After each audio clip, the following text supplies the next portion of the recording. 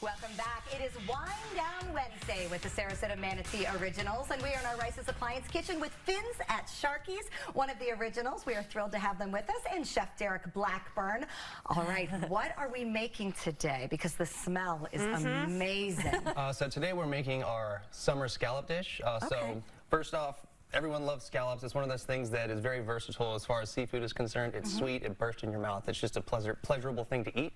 And so what we're serving it with today is actually a corn pudding that we've made.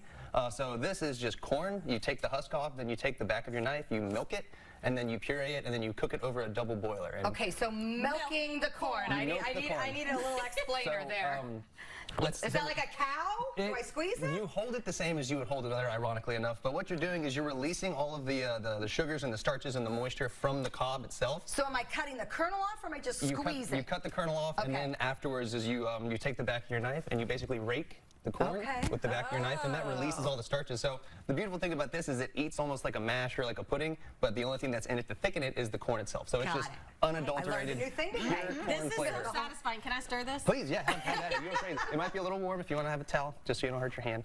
And then after that, we have some beautiful patty pan squash. Once again, the beginning of the summertime. How cute these are. That, and then these are squash blossoms, which you're going to be playing with for me today. Squash blossoms. But what's really cool is, so with this patty pan, you'll actually get the whole squash like this. That's how it comes? It'll come like this, and then we'll serve this sauteed with a little bit of garlic and scallions, and then this we actually pull apart with our hands.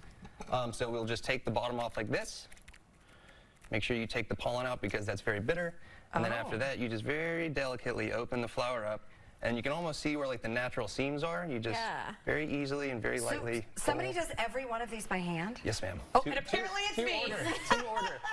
His name is Errol, and he is a great man. Trust me. He is. All right, Errol. I'm not going to take your job, but I can see that Derek wants me to work. All right. While I do this, will you teach us how to best do scallops? Yes, is that what we're doing? So that is. So this is one of those techniques that's.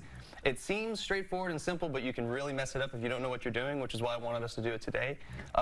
Basically, with any white seafood or white protein cookery in the pan, the most important thing that you can do is as soon as it hits the pan, don't touch it. Just leave it alone. Don't fiddle. Don't fiddle with your food. I know everybody wants to play with their food. Everybody wants to fiddle. And everybody sees us in the kitchen. They see us like lots of action, lots of moving, lots of fire. But at the end of the day, the most important thing is just let it do its thing. If you leave it alone, I promise you it'll be beautiful. Well, that's such a beautiful series. And I have some oil here somewhere. Oil. Where'd we hide the oil? Sorry, that might have been us. Yep. We rearranged kitchens here. So once again, make sure that your pan is preheated. You can take the back of your hand and just kind of tap it. It's very, very nice and warm at this point. In with your oil just a little bit, because after we sear our scallops, we're actually going to go in with some whole butter. So the butter solids in that will actually brown with the fat from the pan, and that'll help continue to sear. Okay, that really that's why your colors are so what good. What type of oil is this? This is a neutral oil. This is actually a canola oil. Okay, so high heat. High heat, you want to use a neutral, either like grapeseed, avocado, canola, just something that can take high heat but not impart too much flavor into this. Because once again, just like last time with the sea bass, these are very expensive. Like you want to make sure that you enjoy these, and so you just want to keep it as pure and simple as possible. So just a little bit of sea salt. Make sure that our pan. I burned mine with olive oil, and I learned that real quickly that was a terrible idea. Yes, ma'am. Yeah, extra virgin's good for a lot of things, but not for searing fish. Okay. No, ma'am. Didn't know that either. So you can see here, just from the action of our pan, that the oil is ready. Okay. So we are going to go in, and once again, the second it hits, don't touch it. Salt side down. Salt side down. And you can see how nice and dry the exterior of my fish is. That also helps adhere to the pan, and also if you get a really good sort of initial contact sear. So that way you get really even distribution. So you can wiggle the oil around, but don't move the scallop. Yes, ma'am. Okay, so the reason I move the scallop is because I want to know when it gets that beautiful brownness that you have on yours. How do I know? So the trick with that is you got to listen. You got to listen to your food. So that sizzling, all that is external moisture escaping your protein. Okay. So when you hear less moisture, that means that you've taken off all of the external water from the outside of it, and you've basically reached the point of browning that you want to reach. So when it stops having a loud when sizzle. When it stops hissing. Okay, hissing. When you hear less hissing, that's when you can sort of peek underneath it and take a look to see how your browning is. But once again, I mean, cooking is such a merciful thing that the more you pay attention to it, the better you become, obviously. Absolutely. So. Okay. We're learning a lot. Here we are. We are. And so as well as learning a lot, we're going to we're going to attempt to fry some stuff today. Okay. So I know this is a closed studio and we're not going to set it on fire, but We had the fire department come last week and they were very attractive, so it's really okay if it happens in again. that case, fire coming right now. So this is tempura batter. We make this from scratch at the restaurant every Oh, you're morning. using my squash blossom. Yes, ma'am. That feels so important. Thank you for the work. Let me know if you're hiring. So you don't want too much to tamp off the excess, just because once again, as you can see, these are they're very so delicate. and light.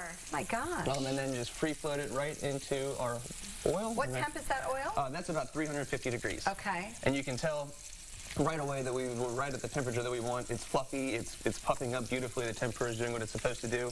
And then we can come back over here to our scallops. So are you listening? I am listening. You hear the sizzle starting to come down a little bit? That means that the moisture, the water has pretty much escaped all the way from the surface. And I was going to say, and I can kind of see a little brown on the edge. You can peek just underneath. So now we know that we're at a good point. Okay. We've almost reached that perfect sear, but now we want to add our butter because the butter that's what's going to finish adding that color underneath. So Okay. just a little bit. Do we flip this guy over? Am I allowed to fiddle with Yeah, this? no, fiddle away. Here, so there's a fork. Nikki's feeling very like flip she it. needs to do something. Yeah, flip it so that way it just fries evenly on both sides. And this is actually the same principle as this. When you see no bubbles in there, you know you're good to go because that just means it's at its maximum crispiness. We're still going to leave it to the pros, but you are making it a little more Absolutely. comfortable. All right, if you like what you're seeing, you definitely are going to go want to dine at Fins and Sharky's. But also right now, live on the Eat Like a Local website, you can bid on a dinner with Fins at Sharky's. This is part of the Forks and Corks online auction. So,